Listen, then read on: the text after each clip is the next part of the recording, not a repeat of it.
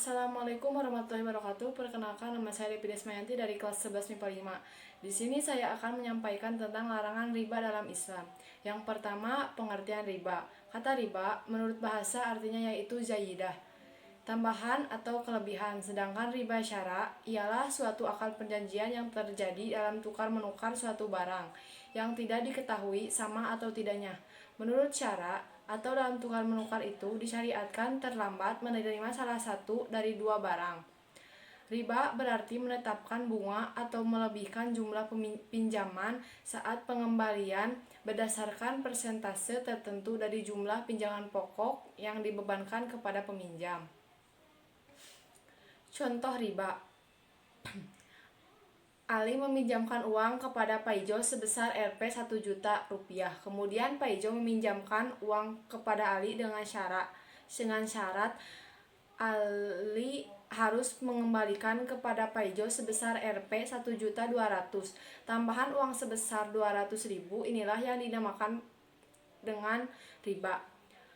Kemudian macam-macam riba. Menurut para fikih, riba dibagi menjadi 4 macam bagian, yaitu riba fadli, yaitu tukar menukar dua barang yang sama jenisnya dengan kualitas berbeda yang disyaratkan oleh orang yang menukar. Contohnya, tukar menukar emas dengan emas dan ada kelebihan yang disyaratkan oleh yang menukarkan. Riba yad, yaitu riba yang diperoleh ketika seseorang berpisah dari tempat akad jual beli sebelum serah terima antara penjual dan pembeli. Contohnya, seseorang membeli 1 kintal beras, setelah dibayar si penjual langsung pergi, sedangkan berasnya dalam karung belum ditimbangkan apakah cukup atau tidak. Riba nasiah, yaitu riba yang dikenakan kepada orang yang berhutang disebabkan memperhitungkan waktu yang ditangguhkan. Contohnya, khasiat membeli emas dengan jangka waktu dan tempo yang ditentukan, baik pembayarannya dilebihkan atau tidak. Seharusnya membeli emas harus membayar kontan, karena harga emas bisa berubah sewaktu-waktu. Riba kordi, yaitu meminjamkan sesuatu dengan syarat ada keuntungan atau tambahan bagi orang yang meminjami atau mempiutangi. Contohnya, Umar berhutang uang kepada Budi sebesar Rp 50.000 dan Budi mengharuskan membayar sebesar Rp 55.000. Bunga bank, ada 3 pendapat tentang hukum bunga bank. 1. Haram hukumnya karena telah menetapkan kelebihan yang disebut riba. Beberapa pun besarnya itu. 2. Subhat yaitu jelas halal atau haramnya bunga bank tersebut. 3. Halal karena bunga bank cukup rasional sebagai biaya pengelolaan bank, dan apabila bank itu menjalankan peraturan berdasarkan undang-undang atau peraturan pemerintah.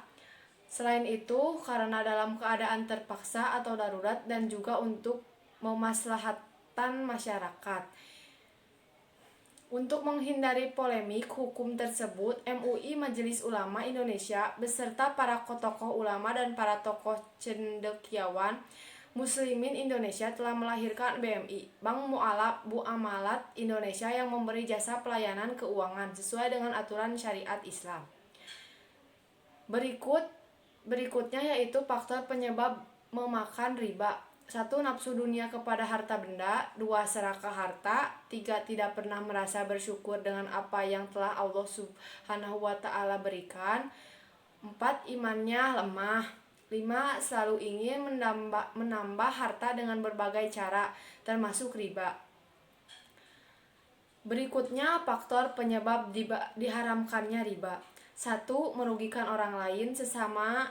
2. Sama dengan mengambil hak orang lain. 3. Mendapatkan laknat dari Allah Subhanahu wa Ta'ala. 4. Neraka ancamannya. 5. Termasuk perbuatan setan yang keji. 6. Memperoleh harta dengan cara yang tidak adil. Larangan-larangan riba dalam Al-Quran. Adapun dalil yang berkaitan dengan perbuatan riba berdasarkan Al-Quran dan hadis. Salah satu ayat tentang riba adalah sebagai berikut, yaitu Quran Surat Al-Baqarah ayat 27. Bismillahirrohmanirrohim. Yabhaqullahu riba wa yurbis shadaqat wallahu la yuhibbu kulla kafarin asyimin.